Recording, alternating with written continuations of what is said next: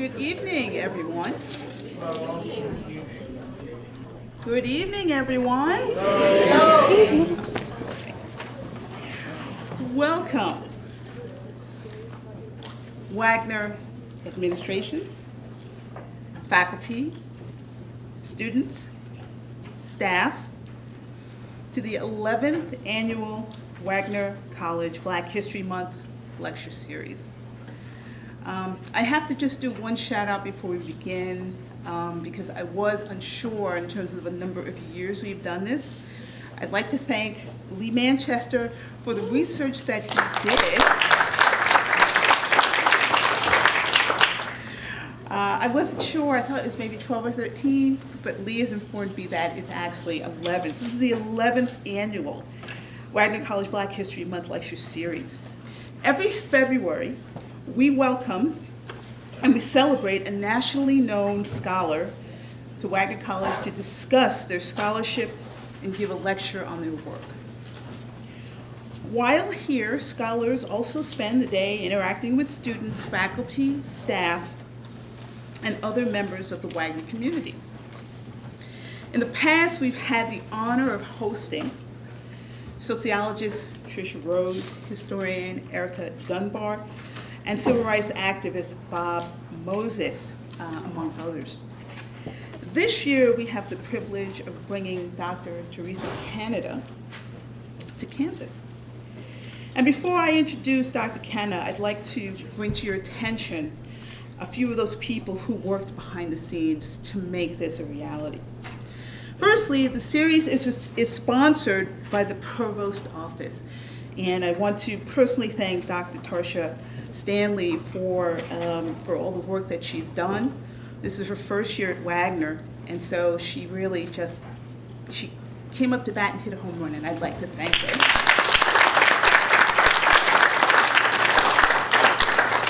It's also sponsored by the Wagner History Department, and some of my colleagues are here, Brett Palfreman and Larry Weintraub are also here. So I'd like to thank them for supporting this program over the years. I'd also like to thank the Provost staff for all their support in creating the program. I'd also like to thank President Angelo Ramo, who isn't with us. He couldn't make it, but I just want to sort of have a shout out for all of his support of Black History Month programs. And lastly, I'd like to thank the Black History Month Committee for their tireless work in making this a reality. So thank you to, and I see many of you sitting here, thank you so much. Our Black History Month scholar, Dr. Theresa Canada, is a professor of education and educational psychology at Western Connecticut State University. She earned her Doctor of Education at the University of Rochester. Her research interests include inclusive education, early childhood, women's administrators in higher education, and urban education.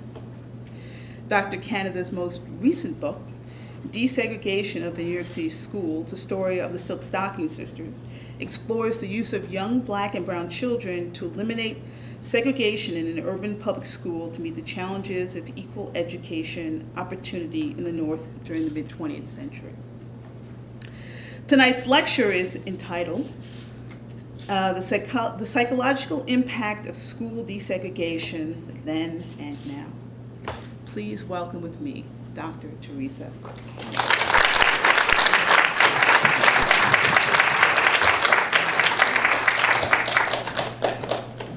Thank you, first of all, Dr. Reynolds, for that introduction. I want to go back to the beginning in terms of thanking President Ramo, who's not with us, but just to thank him, so he's hearing me say that. I'd like to also thank Dr. Stanley, the Vice President and Provost, for her warm welcome and the meals and everything else that went along with it for today, and assisting and providing me this opportunity to be here on campus. And I'd like to thank my host again, my guiding light through this entire day, Dr. Reynolds, for being able to help me get acclimated to the environment and prepare me for this evening's presentation. And of course, I'd like to thank the Black History Month Scholar Committee for your ability to offer me this opportunity to be here this evening, and to provide this opening piece about the New York City Public Schools and my experience and those of others who have been through this experience in New York City. And finally, faculty, staff, students, and guests who are in attendance. Thank you all. So, the first thing I have listed is the psychological impact of school desegregation, then and now. But prior to that, this lecture will cover a specific topic from my book, which is this topic that we're talking about this evening. And the focus is to discuss how the desegregation of schools affected children emotionally and psychologically. But first, I'd like to provide an overview of the book, which provided a foundation for this lecture. And there are 4 areas I'm going to cover. 1, it's going to be an overview of the Silk Stocking School and the significance of PS6. 2, to share with you the creation of the term Silk Stocking Sisters. 3, to describe why the situation in the PS6 experience was considered an experiment within the desegregation process of the New York City Public Schools. And 4, to introduce you to the 7 girls in the book and provide their names. But to start off, I want to go back a little bit here. I've been asked to serve as the scholar for this presentation. And I had to think about that. What is a scholar? What is a scholar? And I said to myself, am I a scholar? What does that mean? Does anyone here know what a scholar is? So I did a little research, which is really simple these days. You just go online and look that up, right?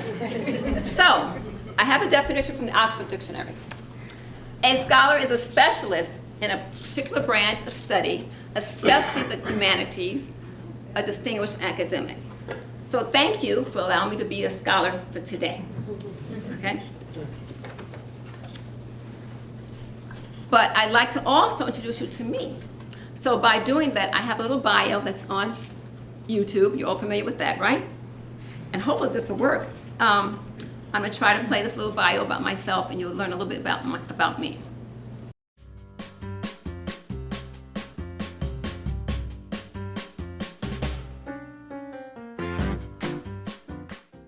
Hi, my name is Dr. Theresa J. Canada.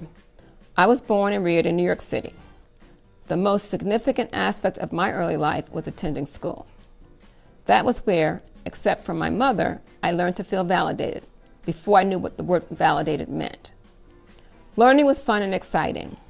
Most especially, it was reading books that impressed me the most during those formative years. One of the major key issues for teachers is to help a child find their gift and help cultivate that gift for a child. This is my quote.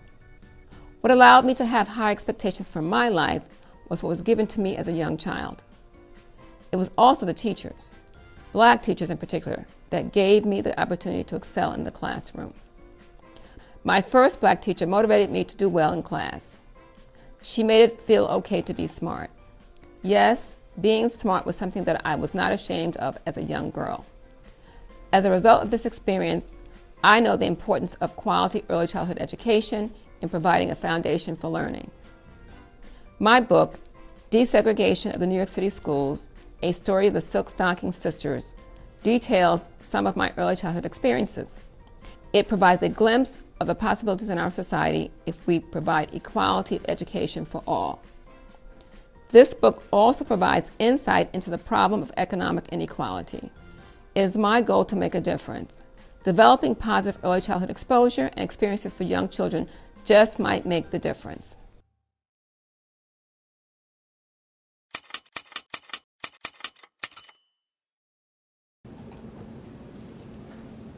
So, with that intro, you learn a little bit about me in terms of what I am, and then also it gave you a little break from me speaking, okay? All right, so now I'm going to continue, and I'll talk a little bit about the book and go back to those first 4 principles I said I want to talk about in terms of the overview of the book.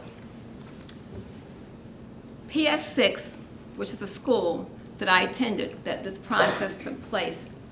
I was in the 4th grade when I was sent to PS6 from my elementary school. And PS6 was then, and still is, one of the premier elementary schools in the New York City public school system in Manhattan. So, let me tell you a little bit about PS6. PS6 was known as the silk stocking school. The term silk stocking is derived from women's legwear.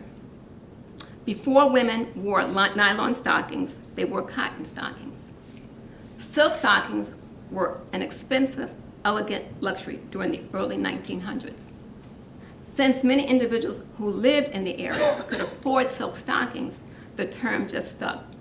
And let me tell you a little bit about the people who lived in that area. The Carnegies, the Tiffanys, they all lived in that area in the early 1900s.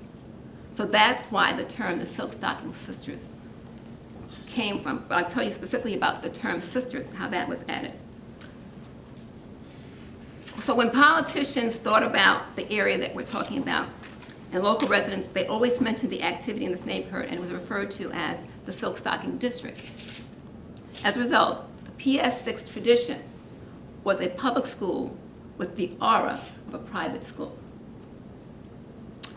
Now I'm going to talk to you about how it led me to the idea of the sisters.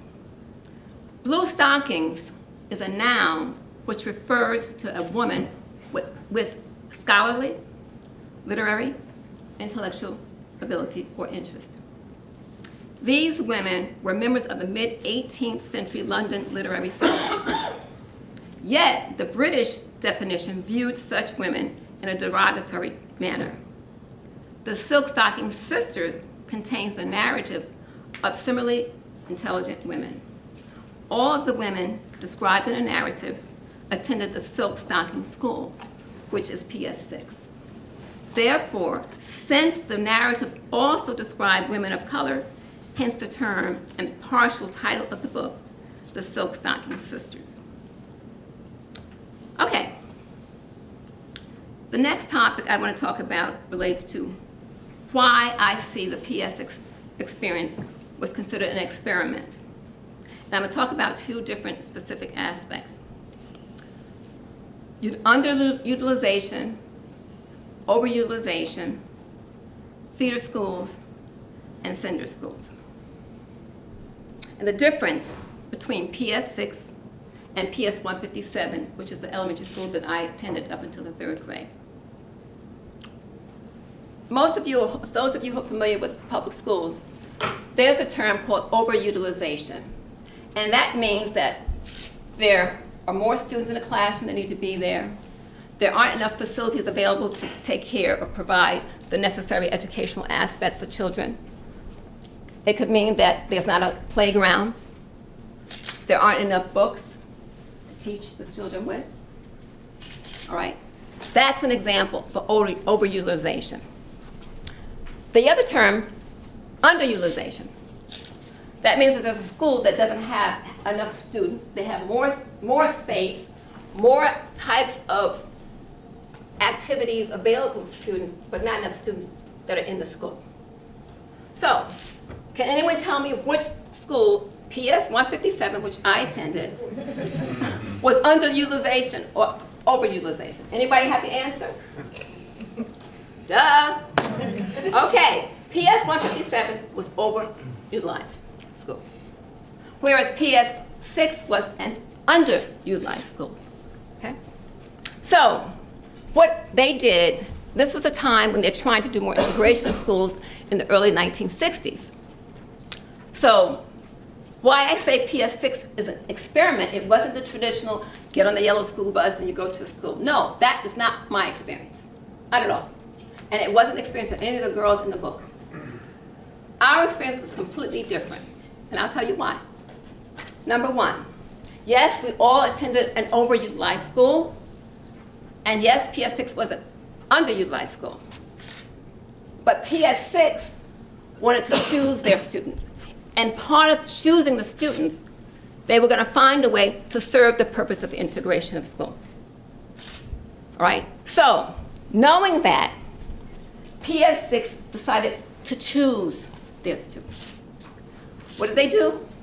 They wanted to make sure that the students who were selected to attend PS6 had certain academic acumen. Okay? Their reading scores had to be high. Their math scores had to be high. They wanted them to fit in to the culture of PS6. They didn't want them to stick out like sore thumbs. All right? So they made sure they chose students who had high academic achievement before they walked into the door. The next thing that was very interesting, they had them tested for music or art. I, of course, was tested for music. And, of course, I passed. Otherwise, I wouldn't be standing here. So I passed the music test. But mind you, when you talk about overutilization, underutilization, and the types of experience that take place in PS6 as opposed to 157, very stark differences. PS 157 didn't have a gym. The cafeteria sometimes was converted to a semi-gym because all we had was a small backyard when you signed up or you just lined up to go come into the school. So when it rained, when it snowed, when it was too hot, if it was too cold, there was no place to go. So there was no gym. So the cafeteria sometimes became our gym. Now mind you, I was there from the kindergarten to 3rd grade. So that was different. Could you imagine what it was like with 4th, 5th, and 6th graders in that kind of environment? Very challenging. Let's go to PS6. PS6 had us tested for music and art. So if you were going to attend, you were going to be involved in art and or music. But in my case, it was music. And the class that I was assigned to was a class, the focus was on orchestral music. So I had to play a string instrument. Those of you who are music people out there, you know what I'm talking about, okay? And there's other classes, people were in the band. And they had to be in the band, so they had to have a wind instrument. So this is what I said. Okay, I gotta play an instrument. I wanna play the cello.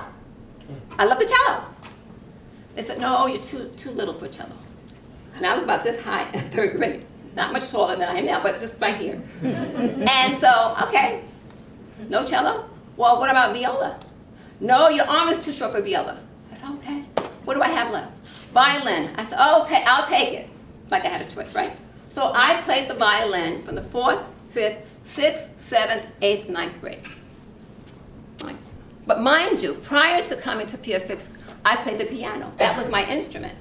My sister and I, my older sister and I were we had piano lessons and recitals and all that. My piano teacher said I had piano fingers. What do you think? Okay? That was just because my sister was able to play the modern songs. I had to play Bach, Schubert, Beethoven. I was the classical pianist. So when I was able to play the violin, and I decided that I would make the best I could of the situation. All right. But interesting enough, here I was, a little 4th grader, book bag in one hand, and a violin in the other hand. And I said to you before, I didn't take a yellow school bus. Just like in New York City, we have public buses in the city. Well, I took the public bus to school. You had a bus pass, and you get on the bus and you go to school. The difference was my commute was 40, 45 minutes on a good day, one way. Can you imagine a parent sending their child who was about 3 feet high on a public bus for 45 minutes each way? Think about that for a minute. So I have a lot to say later on about families and what they decided to do to allow us to take this experiment. All right, let me backtrack a little bit and talk about,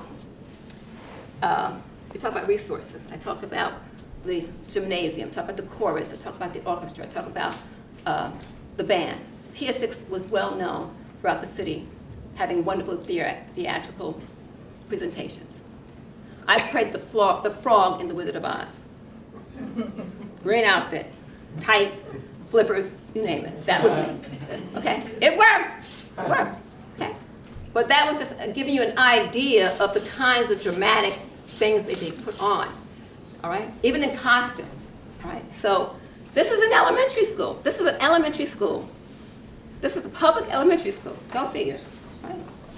And so this is giving you an example of the contrast between my initial public school to PS6. And to tell you one more thing that I thought was really interesting, which I don't know if anybody here has ever heard of this. You know, back in the day, you had the chalkboard, right? You still got some here too, I see.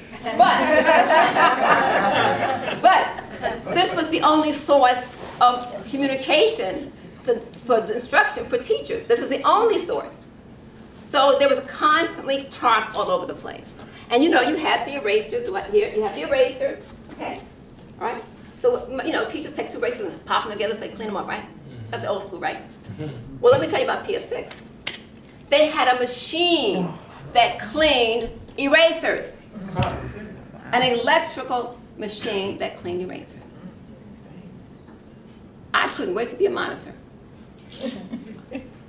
That gives you a distinct understanding of how different it was for me moving into an environment from 157 to PS6.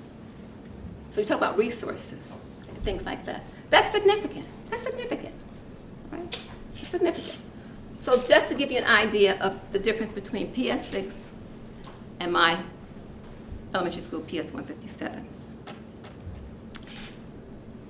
Feeder schools, cinder schools.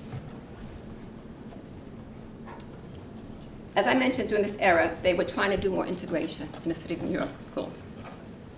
And during my research, I found that there was documentation that listed schools that were going to send students that were overutilized to schools that were underutilized, which was the feeder schools. I looked all over the documentation. PS6 was nowhere to be found. Now, mind you, my elementary school, 157, was listed as a cinder school. It was listed as a cinder school. Yes, it was listed. But guess what? PS6 was never listed anywhere in documentation as a cinder school. So that allowed me to do more investigation to realize that's why we were selected, we were tested, and that's nowhere saying that it's a documentation of this experience taking place. So guess what I did? I documented in my book. Okay? That's the scholarly part of my life. I documented it. Okay? So I wanted people to know about this experience. And it wasn't a typical get a yellow school bus situation. It just wasn't like that. So I wanted to share that with you, right? The difference between the two types of settings. All right. Let me tell you the names of the 7 girls.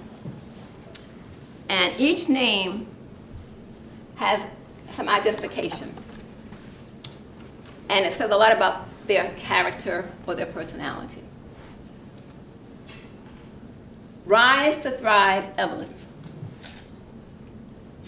Brains and Brave, Monique. Black Power Princess, Imani. Slick and Sassy, Regina. School Secrets, Summer. Social Solitude, Janine. And Pretty Rough and Tough, Natasha. I want to just do a quick gap over and tell you. Rise to Thrive, Evelyn became a pediatrician. Brains and Brave, Monique became a computer specialist. Black Power Princess Imani became a corporate sales executive. Slick and Sassy Regina became a social worker. School Secret Summer became a school psychologist. Social Solitude Janine became a professor. And Pretty Rough and Tough Latasha became a pharmaceutical sales executive. That's not bad. That's not bad. Okay. So I wanted to give you an idea of the beginning and where some of the continuation took place and the possibilities that can take place.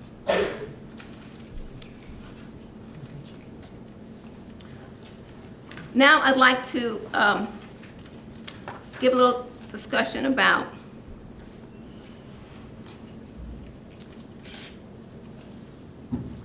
the psychological and impact of school desegregation, because one of the things we think about, this is one of the chapters I talk about in the book, the fact that this experiment and PS6, you know a little bit about PS6, and a little bit about my experience from PBS 157. Not all the girls came from the same elementary school. They came from different elementary schools around either East Harlem or the Harlem area of the city. So we all came from, many of us, different schools. Now, three of us in the book all attended the same elementary school. No, four. No, 3 in my grade, and there were 2 younger women who were older, a year older. But they still didn't take the yellow school bus either. Still with the public schools buses, they took the public, New York City public schools. They just got on the bus like everybody else, okay? What's interesting, though, is no one really talks about how they felt or what they did. Nobody talks about that. So I use a chapter in the book to talk about the psychological impact that this process has and had on young children. So, child development experts suggest that there is a relationship between academic achievement and a child's emotional and psychological well-being. There is a correlation between performing well in school and how you feel about yourself. The fact is that a child who is emotionally stable and has a positive self-image is more likely to have higher grades. In 1960, a group of psychiatrists from the Committee for the Advancement of Psychiatry published a report on the emotional aspects of school desegregation. They concluded that one of the most effective ways to bring about change in behavior is to change attitudes. Child development experts and others say that early intervention provides the best opportunity or behavioral change in children. The kind of experiences children have early on in life greatly impact their behavior as adults. Although some of the behavioral change can be positive, it may also be negative. Healthy versus unhealthy environments for children. When children are exposed to healthy environments where they are loved and nurtured, they are more likely to show this same behavior to others. Yet, if a child is exposed to an unhealthy environment where they are unloved and neglected, this will lead to a negative behavior. Since young children are more adaptable to change how they act and feel, the attempt to try something new would be best implemented at an early age. Now, based on the report by the 1960 group of psychiatrists, students are placed in desegregated school situations may feel different based upon their family relationships and attitudes. Nancy St. John, the author of the book School Desegregation in 1975, outlined the 3 most frequently studied psychological outcomes of school desegregation. And they were anxiety, self-concept, and aspiration.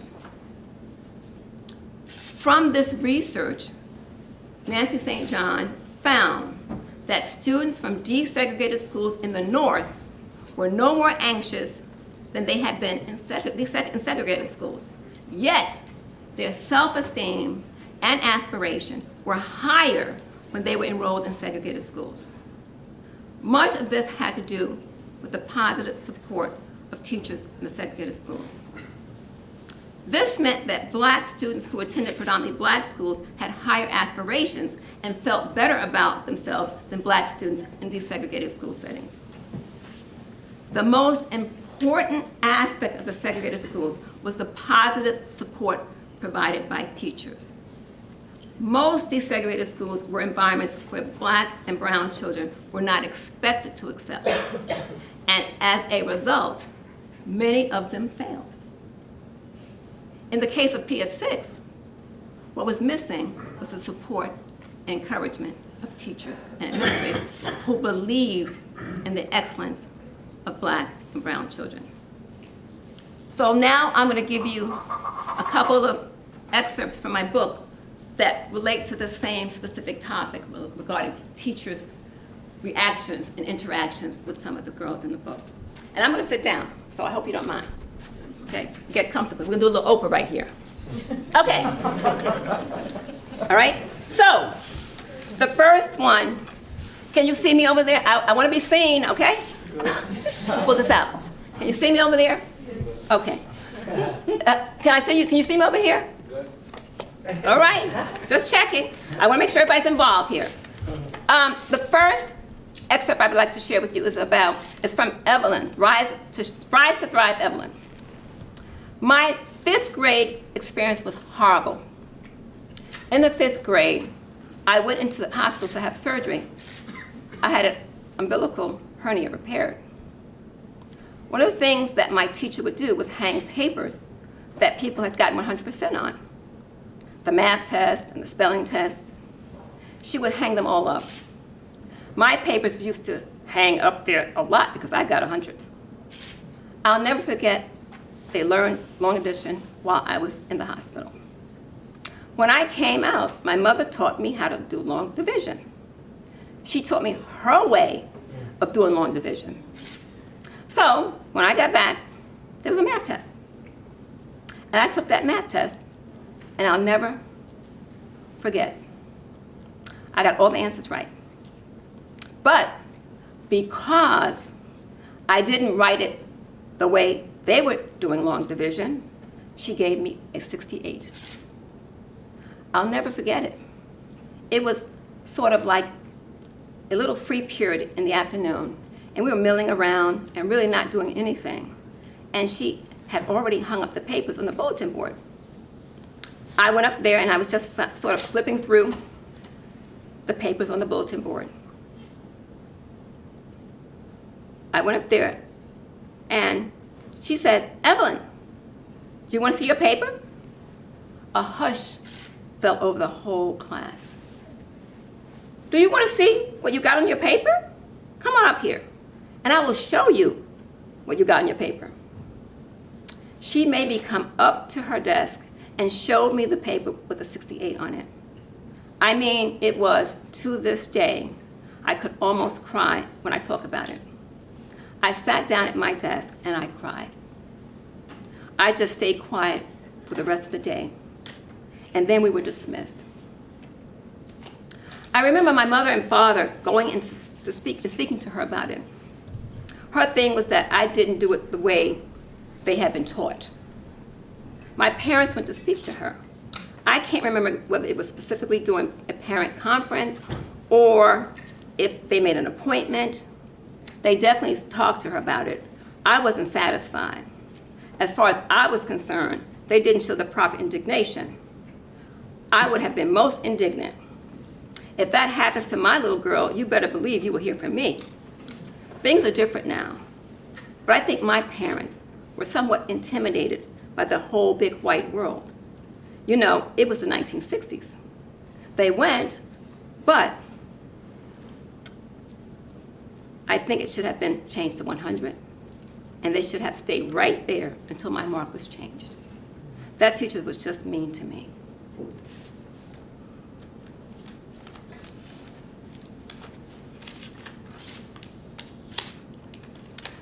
The next excerpt is from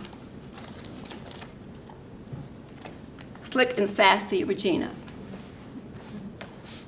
There was another teacher that I can remember, Miss Levine. She was a cooking teacher in PS6. Oh, she yelled at me so. You know that I didn't like her. I remember this one incident where we were baking a cake from scratch. All the other kids in class were just standing there at the table. I had already mixed up the whole cake. Miss Levine started yelling at me because I didn't put the top back on the processor. She said all the goods were flowing out. I said, goods what? What is wrong with this woman? What she did was very inappropriate because she was loud. I had mixed up the entire cake and it was ready to go.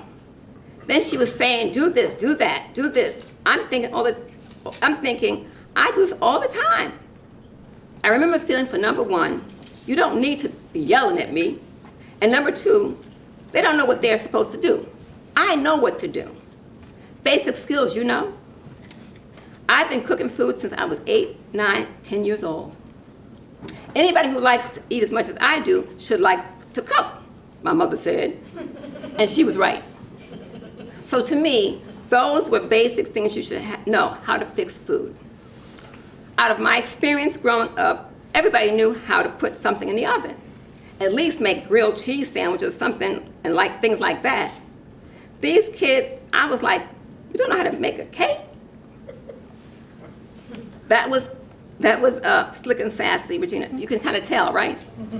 Okay. The next person is School Secrets Summer. I thought my 4th grade teacher, Miss Durmont, was a very hateful woman. I couldn't stand her. She would call on us when we didn't have our hand up. She would embarrass us. Then we got hip, real hip to what she was doing, and we started raising our hands, and she wouldn't call on us then either. It kind of evened out. She didn't like us. She only liked the rich kids, Samantha and Sydney, Anthony and the twins. Everybody lived on Park or 5th Avenue. I don't care about her teaching style. She was just horrible to me as a human being. We didn't have any black teachers at PS6, as I can remember, except for the ones, black people, who worked in the kitchen. The teachers were all white.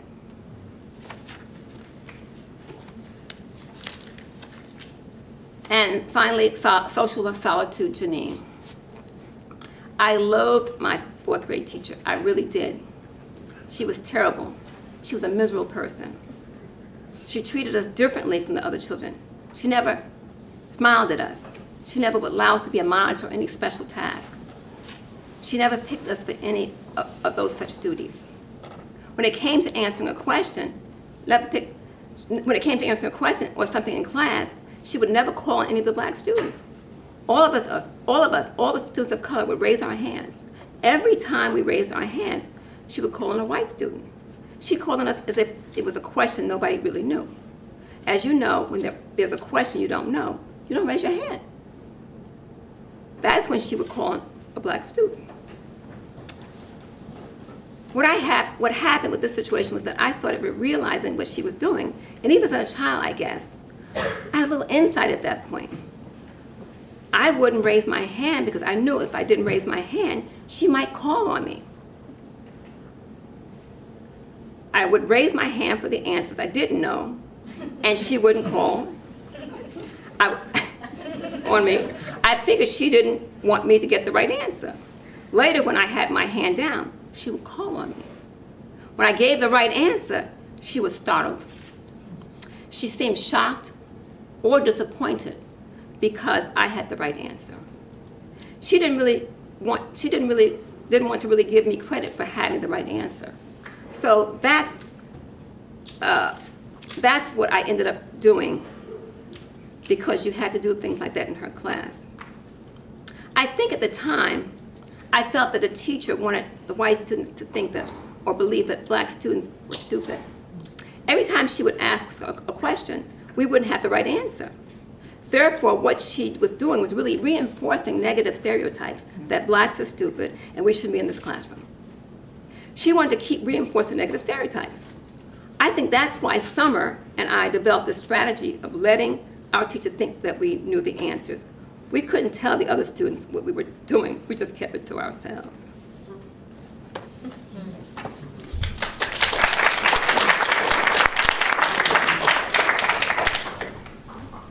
So that really gives you an overview of how teachers can impact children in the classroom.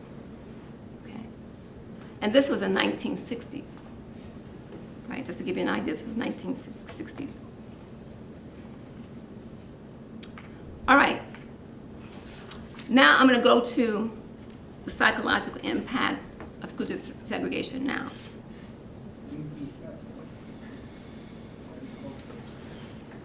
Has the attitude of today's generation changed drastically from those of 1960? Most urban school systems in the North are more segregated now than they were during the 1960s. This was reported in a 2016 article by Emma Brown of the Washington Post titled, "On the Anniversary of Brown versus Board, New Evidence that U.S. Schools are Resegregating." Attitudes of the adults have not changed significantly from those of the 1960s. The question remains, whether desegregated school settings make a difference in students' academic performance. The psychological and emotional aspects of desegregation are not found in test scores. The attitude that a child has, the values they hold, their self-concept and self-image are all key to academic success. PS6 exhibited little interest in providing psychological and emotional support to the Black and Latino students in the 1960s. So let me just segue and discuss the role of familial and emotional support offered to the Silk-Stocking sisters during this period of time. I think I mentioned it earlier a little bit today when I spoke to some students earlier today, but just to emphasize this. Think about it. I mentioned to you I was 8 years old, and here I was, taking this bus, public bus, out of my neighborhood to go to school. So, the first day or so, my mom was on the bus and took me to school, and then I came back with some other friends who lived in the neighborhood. That was fine. But she couldn't do that every day, because she worked out of the house. So, we had a doorman at the time, and he would come and he would stand and wait with me while the bus came. And once the bus came, he would leave. He said, "Go have a good day today." I said, "Okay." Right? Then you also had people in the community who knew you were out of district. You were taking bus to go out of the district to go to school. And they would say, "Keep it up, you're gonna make it, keep going, you're gonna make it." Okay? All right? To encourage us, to try to keep us encouraged, despite the 45-minute commute, despite what we were going through, right? Then also, you had fathers and mothers who did things. I talked earlier about how when we went to the school, even what people had, for example, crayons. I was talking about the crayon experiment. That was a big one. Because when I was in school, we had a Woolworth. It's no longer Woolworth anymore. I don't know what it's called. It's probably a new name, but that was Woolworths back then. If you go to Woolworths, you can get everything you can get for like supplies for school. So I'm very proud of myself. I'm going to get the 16-pack crayons. Okay. Got my little plastic folder of my pencils and pens and my crayons in it, Crayola crayons. Well, I get to school and guess what? They got the 46 box of crayons. Duh! With the sharpener in the box. I said, okay. That was the first realization, okay? So I go home, I say, "Mom, can I get the other box?" Well, guess what? In my neighborhood, they didn't sell that box. They didn't sell that box because you know what? They figured people in my neighborhood weren't going to spend that kind of money for crayons. That's the first thing. So then she said, "Well, ask the students, where did they buy it from?" Right? So I asked one of the students in the class, that student told, a place called Lamston. Never heard of it. It was a private kind of specialty store, I guess, in the upper east side. So one Saturday, my mom and I, this is before internet, so you couldn't go on internet and find out where the location was. You had to go to the phone book. Okay, phone book I used to sit on when I was a kid, so I could sit at the table. All right, these thick blue books that had all the residential business numbers and residential numbers in it. So we flipped through the phone book to find Lamston's. We found out the name, found the address, we found the phone number. So we would call and ask what times they were opening, what times they were closing. So this is Saturday. So my father, I think, was still working on the Saturday because we had a car, but he said, "I can't drive you. I got to drive to work." So my mother and I got in the bus. It was an area in the PS6 area, and we'd go to Lamston's, and we got these crayons. Okay? Because that tells you right there. A parent is going to go out their way to get you what you need to be successful in the environment you're going to be in. Right? So don't say that families didn't care, and parents didn't care, because they did. Okay?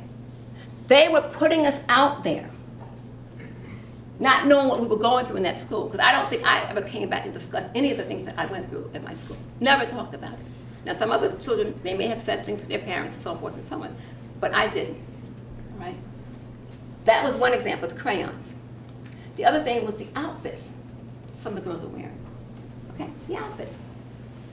What's a pinafore? I don't know what pinafore, what the heck is that? So, I'm just saying that even our parents wanted us to be able to fit in, to not be sticking out like a sore thumb. If that's what we needed to be part of the socialization, the academic, whatever we needed, they would try to find a way to get it. And not just my family, every family was there. Every family, every child who was there, their parents were engaged, involved in their education. So you can't say that parents of color weren't interested. You couldn't say that. From my experience, you could not say that. Because all the parents that I know, and the other thing about Pier 6, they wanted most, I said nuclear families. Basically, my parents, I have both my parents, and majority all have two parents, okay? So the stereotypes that people have didn't necessarily exist with many of the young girls in this book. So between the family, the community, in many cases, the black church for some young people, helped to encourage and support these young people to get through this process successfully. Okay? Successfully. Whatever it took, they're willing to risk and do that. So I wanted to share with you that even though there were psychological implications that took place that were horrible, I just read to you a snippet of some of the examples that were taking place with the teachers, all right? With the teachers. These are people who should know better, right? They should know better. But this is why I'm saying to you it's important about what and how you teach young people. Because whatever it is, if it's positive, it'll lead them to the right way. If it's negative, that's going to be another issue. So positive reinforcement is better than negative reinforcement.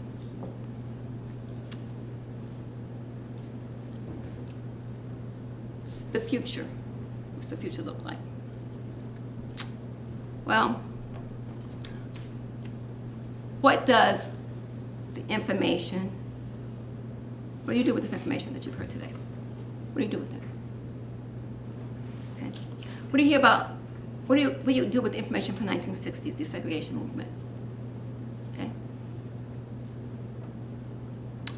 Society, what society does with information that I share with you today, and what you've learned from the desegregation process will determine the success or failure of a pluralistic society. Okay? Do we return to segregated schools by choice or by default? The possible negative psychological and emotional aspects of desegregation can and should be avoided.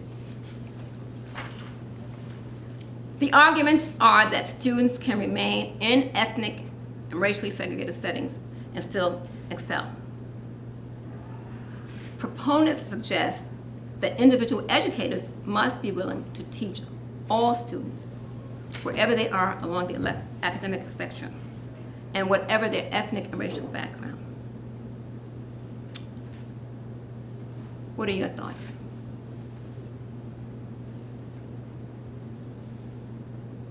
I would like to, I don't know if I've done my PowerPoint. I may have skipped something, maybe I've missed something. That's me. I would like to end my presentation. That was then, this is now. So, I would like to end my presentation with a short piece that epitomizes each girl's mission at PS6. It's titled, Don't Quit.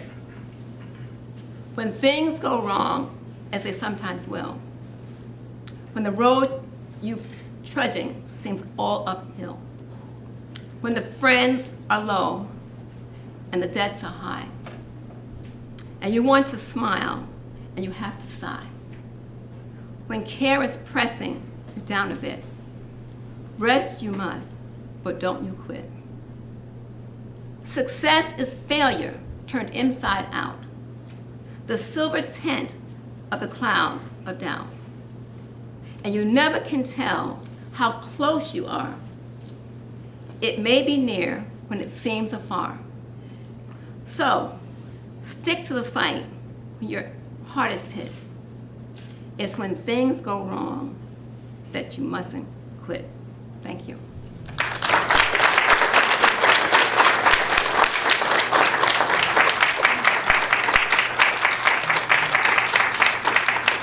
Thank you so much. So right now we're going to have an opportunity to ask some questions. Anyone have a question for Dr. Canada? And you have to speak up because we don't have a mic. It's a very nice speech, and two questions, if I may. And first one is, did that hand-raising teacher know what she was doing? For me, Absolutely, absolutely, she knew. absolutely, okay. She knew. Oh, really, that's She funny. knew. And the other one is, it's counterintuitive to know that the schools right now are more segregated. Yes, they are.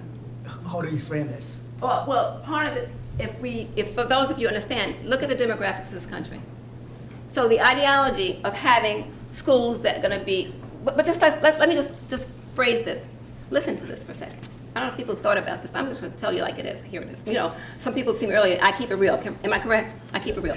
So the reality is this: the demographics, determine who's going to be in your schools. Okay, right? Am I correct? Okay. So look at demographics in our society. Look at this country, right? The only question I have for you is this: when we think about integration, in a sense, it's always a majority of who?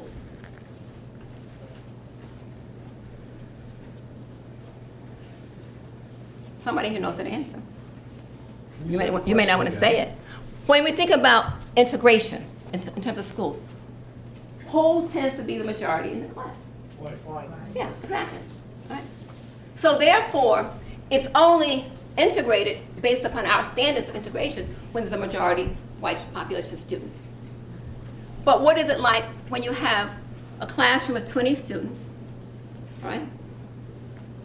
6 students may be white, 4 students may be Latino, 2 students may be Asian, the rest are black. What does that say? Okay. Demographics will dictate this, right? It's just a common, simple thing, right? This is not something I'm creating, but this is the reality, right? That's the reality.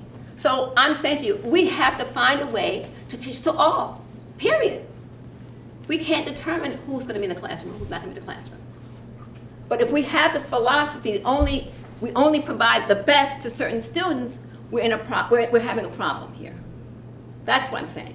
So I can't tell you exactly, pro or con with how we're going to resolve this, but I can say to you that we have to process this differently because of the demographics of our society, period, in this country specifically, all right?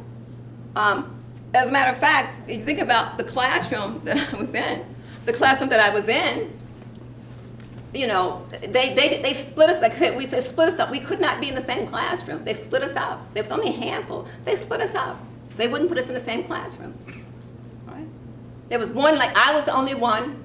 There's 2 in my class, okay? 1 Latino in my class, 1 black male in the class, 2 Asian, young men in the class.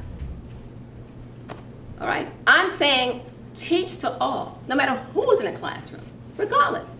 Okay? We're all interconnected. All right? We're all interconnected.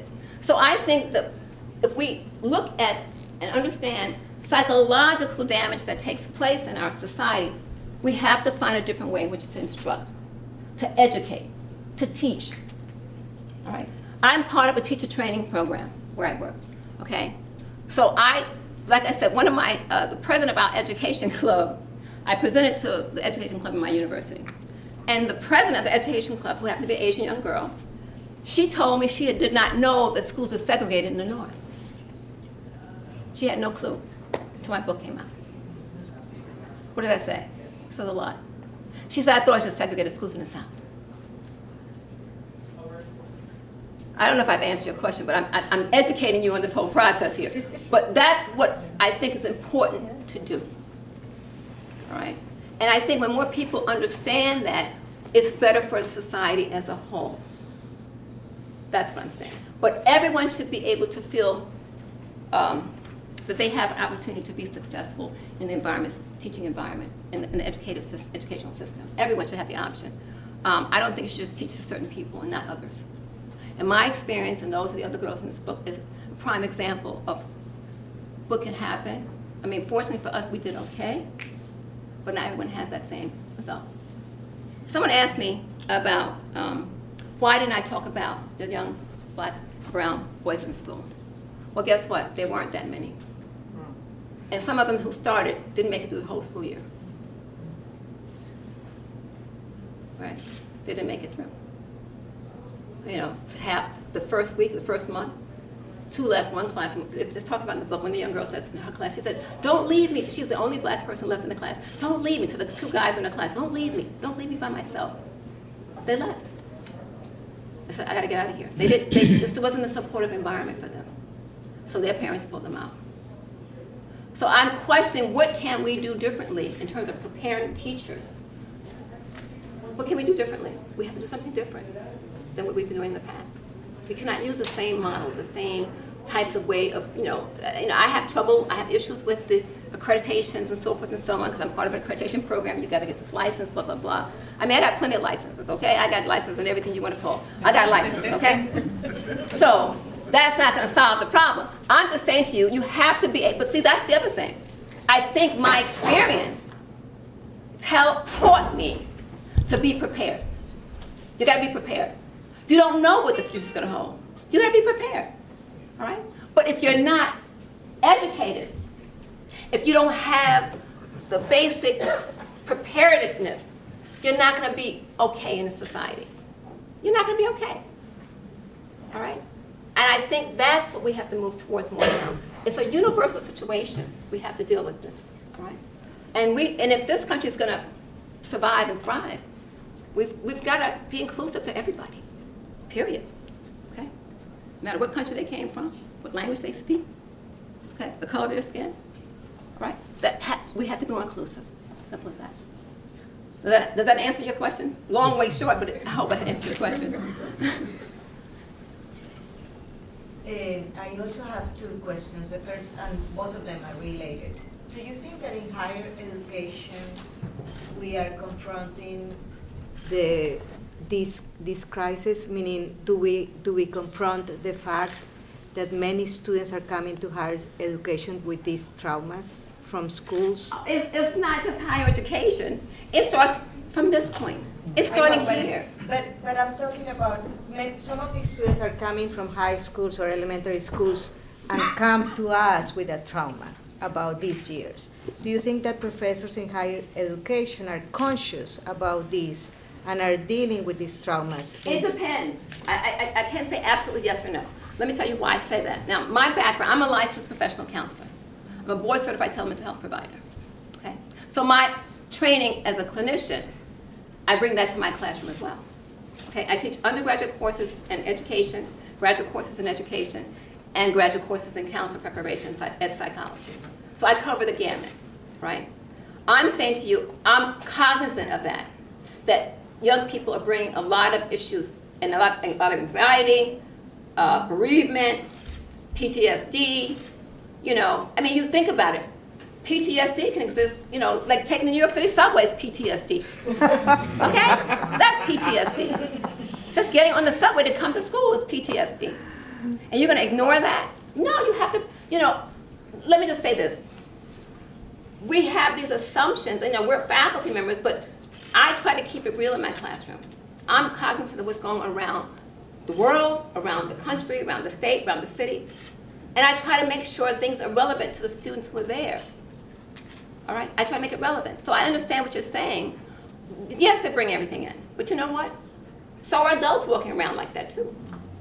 Not just students. There are adults walking around like that. Okay? We all need help. No, my question had to do with the fact that I don't think that many of us are recognizing that the history that some students are coming with when they come from high school and elementary school.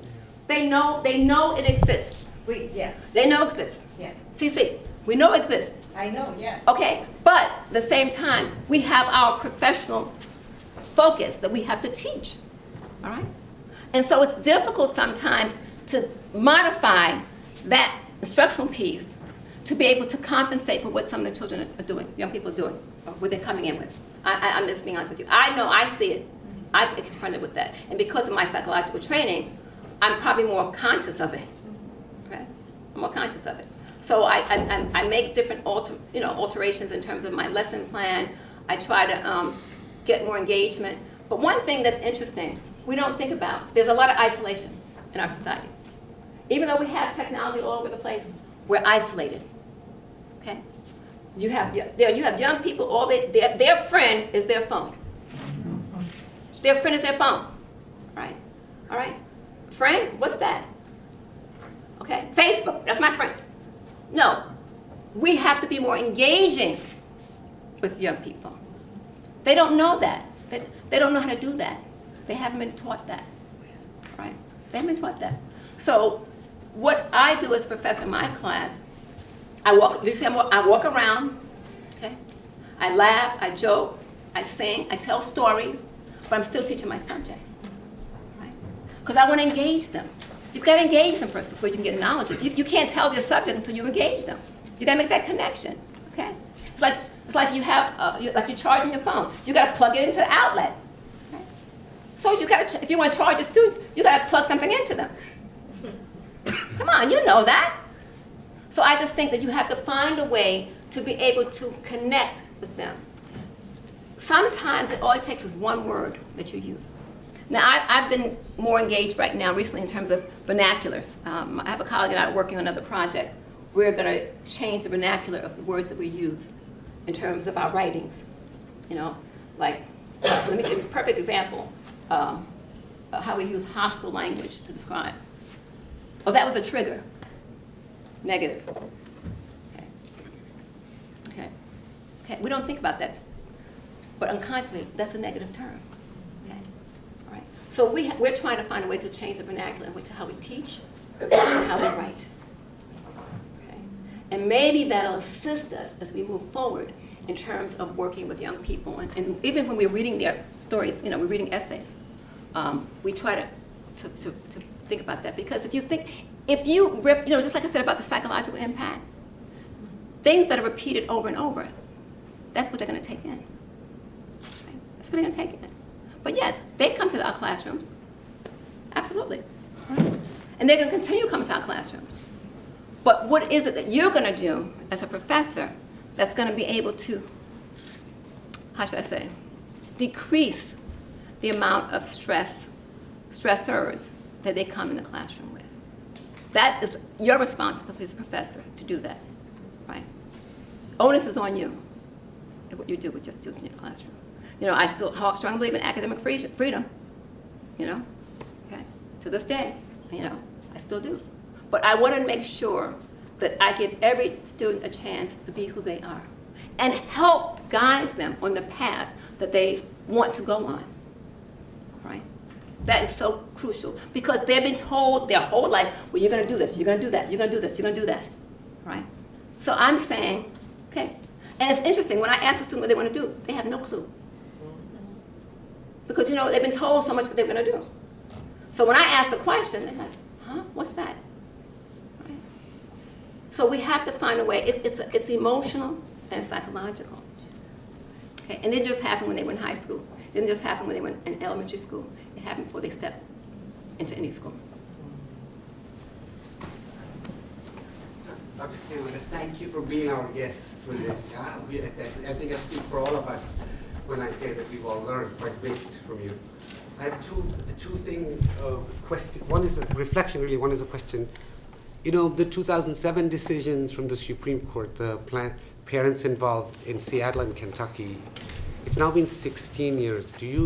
Are you familiar with any research that's done that shows that the trend is upward now, resegregation trends? Oh, absolutely. Well, you think about, as I mentioned before, it's basically on demographics. You know, there's not much you can do. You know, it's like you can't force people to go be someplace they don't want to be. No, okay? I agree. All right. So I'm just saying to you, where I am with this is that teach to all, no matter who it is. Yeah, I agree. Okay. 100%. So yes, as I mentioned before, there is a significant amount of resegregation in the society, in schools. The other thing is that it's a little ironic, I think, that if we lose affirmative action now at the college level, and the states start to move toward percent plans like they have in Texas or California, where you get the top 10% or the top 6% automatic admission into the state school system. In a weird twist, I would want more segregation. What do you define that for me? I want more racial segregation in the school districts if the percent plans are put in place, because I'm a college professor, because that would trigger racial diversity in the classroom.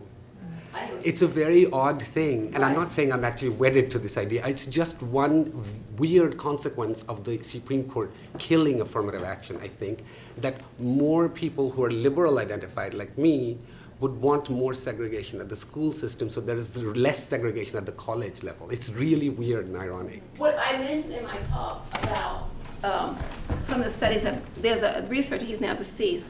Ron Edmonds was well known for urban education, and he was the one who was promoted about black schools. And many of the school districts, you know, he said, if you have a black school, doesn't mean it's low quality. And he did a lot of research about that and found out some of the characteristics that determined whether it was going to be successful students in that school, okay? And those were mostly predominantly black schools, period, okay? I'm saying to you that we may not have a choice, all right? We may not have a choice. It's whoever shows up, you have to teach them, okay? Whoever shows up. So I don't know what's going to happen in terms of the legal stuff, but I'm going to tell you something. I go close my door and I teach. Okay? So you do what you want to do, but I'm telling you that's what I do. I think that's the most important thing. And if you're not able to do that, don't do it. Don't do it, okay? Right? So I just think part of it, what you have to do is to be prepared, okay? I believe in being prepared. I believe in excellence. Some people think, oh, this is watered down. No, I'm a staunch believer. If you can call it conservative if you want to, but I'm a staunch believer in being excellent. You have to, look, when I grew up, like I said, all these certifications, all these, you got to be the best. Otherwise, don't show at the door. Okay? So I'm saying to you, this was something that was still instilled in me. And my experiences, based upon this experience, really kind of confirmed some of that. Because I have 3 other siblings. And we're all, well, and none of them are like me. Not one. Not one. I don't think anybody would want to be like me, but I'm just saying, not one. But it says a lot about the experiences that I had that were different. That's why I keep saying exposure makes a huge difference. And my sister said to my older sister, said, why wasn't I tested? I said, I have no idea. Okay, no idea. Okay. One last question. Yes. I wrote it down. Okay, so for any individual, especially as college students, who may have experienced an unsupportive early childhood educational environment, what advice do you have for processing these emotions and experiences and moving forward to make change? And how can individuals who haven't experienced that support their peers? The first thing, I'm a clinical person. Haven't seen me first. I'm not, no, I can't see everybody. That's a good line, though. It's a good answer, right? No, I'm just saying to you that the best thing you can do is have that person get some assistance, get some support, emotional support from a clinician, trained clinician. That's number one, okay? And sometimes your cohorts with you may not know necessarily themselves what's going on. They may assume, you can look at them, you think they are, but that's on the outside. Don't be fooled, okay? Don't be fooled, right? Right? Because what's on the outside is not necessarily what's on the inside, right? So I'm just saying the best thing I would suggest is that you seek professional help, number one, okay? Number two, get into positive environments. Go into environments that are positive, that are constructive. Remove yourself from negative environments, okay? And toxic environments. That's crucial. Because if you stay there, that's what you're going to become. All right, I'll just give you one of the clues. I provide, one of the things I ask some of my clients to do, and someone, I remember a client said, she said, why did she ask me to do that? That's crazy. I said, yeah, right. What I ask them to do, and this is really something really easy, we don't love ourselves. We don't love ourselves. We've been taught not to love ourselves in society. Okay?